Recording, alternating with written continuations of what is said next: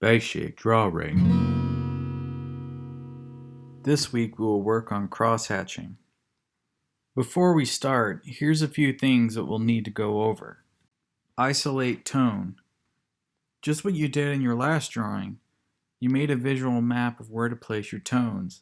These tonal shapes become more refined and darker as you break things down.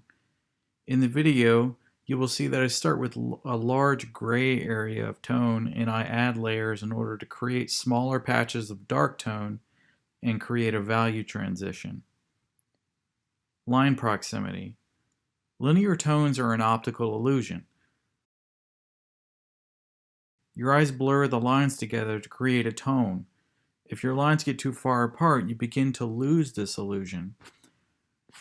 For the scale that we are working in, 2 millimeters apart, give or take, should work fine. Maintaining a sharp point. With a piece of sandpaper, continually sharpening the point of your pencil as it becomes dull or your lines become lighter or less crisp. Crosshatching. When you apply an additional layer of lines over an existing layer, you are making it darker. You can add multiple layers of lines in different directions to push the value further. There are many ways one can do this. For the purpose of this project, we are crosshatching our lines at a slight angle so that it results in small diamond shapes as the lines overlap. This helps round out the form and makes for more dynamic hatching. Try to avoid making squares, though this is not possible if you are making multiple layers of lines over one section because you need to make the tone darker. On the left you see straight lines overlapping, but you see the diamond shape inside. This is also acceptable. You're bending the line whenever you do this. The lines on the right, however, create more of a rhombus.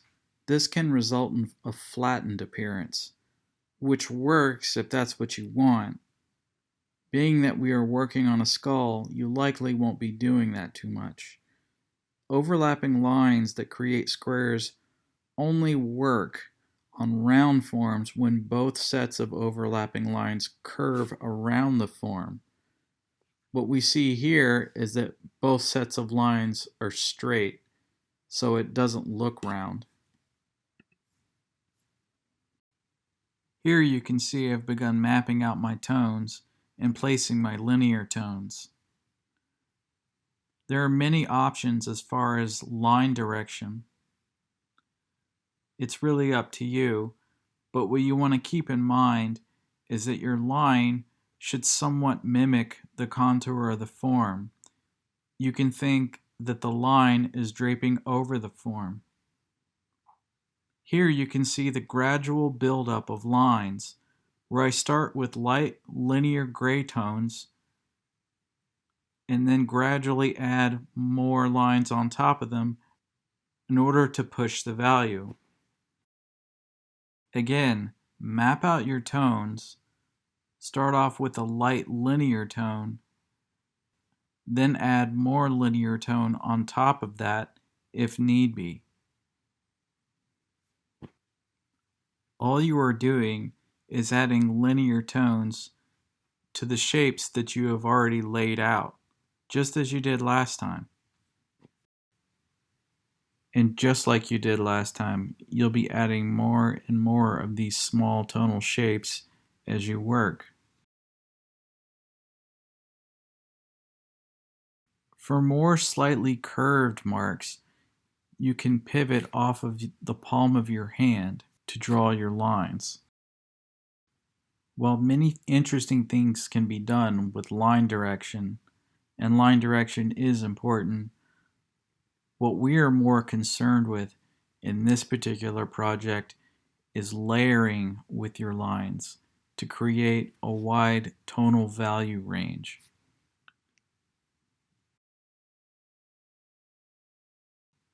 As I said earlier, isolate your tone just like you did last time, knowing that you're going to isolate it further as you continue to draw. Focus on getting your line proximity correct Don't have your lines too far apart, because then we no longer have that optical illusion of lines blurring together. And on that note, don't put them right exactly next to each other, because then we don't really have lines anymore. Keep the point of your pencil sharp. You can do this with a small piece of sandpaper instead of using your pencil sharpener over and over again. If you keep sharpening with a pencil sharpener, you'll wear out your pencil quicker. As you watch this drawing, notice that every single time that I start in any area where I add any tone, I always start with the light gray first, just a single set of lines within a shape. And then I gradually build on that, making certain pockets of that tonal area darker where appropriate. It's just the same thing over and over again. Some of those areas have 2 sets of lines, some have 3, some have 4. It really all depends on how dark it needs to be. Some areas have lines that are slightly more curved than others. You can see right here that these are a little more curved than perhaps that are on some of the ones that are on the other side. So it's mixed up. I'm mixing it up as I'm working. And you will too as you work. You'll find whatever works best for certain areas. And a lot of these will come down to your own stylistic interpretation of linear hatching. Everyone has their own type of handwriting with this particular process. As long as you follow the basic ground rules that I laid out at the beginning. And at this point, you're probably tired of me saying them.